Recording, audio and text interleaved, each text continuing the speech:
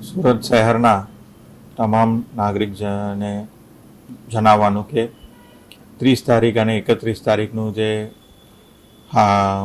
હવા જોરદાર હવા સાથેનું ભારે વરસાદની આગાહી જે આપવામાં આવેલી છે એના તકેદારીના ભાગરૂપે સુરત મહાનગરપાલિકાની ટીમ જિલ્લા કલેક્ટરશ્રી અને પોલીસ કમિશનરશ્રીના કચેરીના સંકલનથી પૂરેપૂરું તૈયારીની સ્થિતિમાં આવી ગઈ છે. તમામ લો લાઇંગ વિસ્તારમાં જે છે આજે તકેદારીના ભાગરૂપે એવેક્યુએશન પણ કરવામાં આવશે અને લોકોને લો લાઇંગ વિસ્તારમાં રહેતા લોકોને સુરક્ષિત જગ્યાએ ખસેડવામાં આવશે.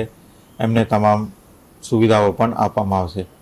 એની સાથે સાથે આ વખતની આગાહીમાં ભારે સ્પીડથી પવન આવવાની પણ શક્યતા છે.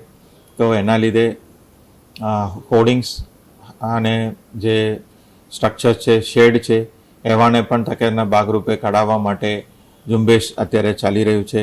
કન્સ્ટ્રક્શન સાઇટ ઉપર જે તકેદારી કરવાનું છે ત્યાંના વ્યવસ્થાઓ, ત્યાંના મશીનરી છે એને સેફ સ્થિતિમાં લાવવાનું પણ સૂચનાઓ તમામ બિલ્ડર્સને આપવામાં આવેલી છે.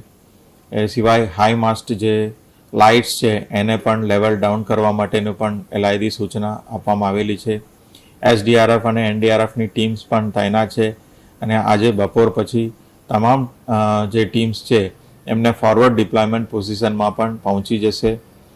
જ્યાં જ્યાં જરૂર પડે તો રોડ રસ્તા બંધ કરવાની પણ તૈયારી રાખવામાં આવેલી છે. આવી રીતે આ જે અત્યારનું જે આગાહી છે એને સુરક્ષિત રીતે પાર કરવા માટે SMC તંત્ર તરફથી તમામ તૈયારીઓ કરવામાં આવેલી છે.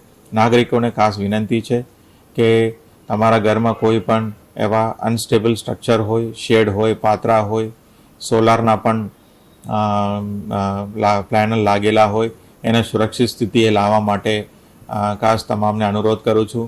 ઝાડ પડવાની પણ વધારે શક્યતા છે તો એવા ઝાડને પણ આપણે તકેદારીથી આપણે કાપી લઈશું અને વરસાદ દરમિયાન અન્ય સમયમાં પણ બહાર ઝાડની નીચે ઊભા રહેવા માટેનું પણ આપણે ટાળીએ અને હોર્ડિંગ્સની આજુબાજુ પણ જવાનું પણ આપણે ટાળીએ.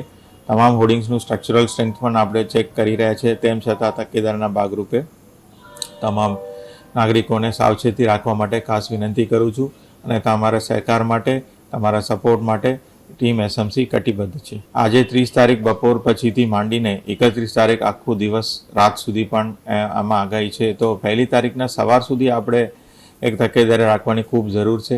અત્યારે જે ડીપ ડિપ્રેશન જે આવી રહ્યું છે બે ઓફ બેંગાલ તરફથી એ હજી સુધી આપણે બાજુમાં નજીક પહોંચ્યું નથી. એનું વલણ કેવું છે, કઈ દિશામાં આગળ વધે છે એનું પણ દર કલાકે, દર અડધા કલાકે પણ અમે મોનિટરિંગ કરી રહ્યા છીએ અને હવામાન વિભાગ સાથે અને સ્ટેટ એમરજન્સી ઓપરેશન સેન્ટર સાથે સંકલનમાં કામગીરી ચાલુ છે.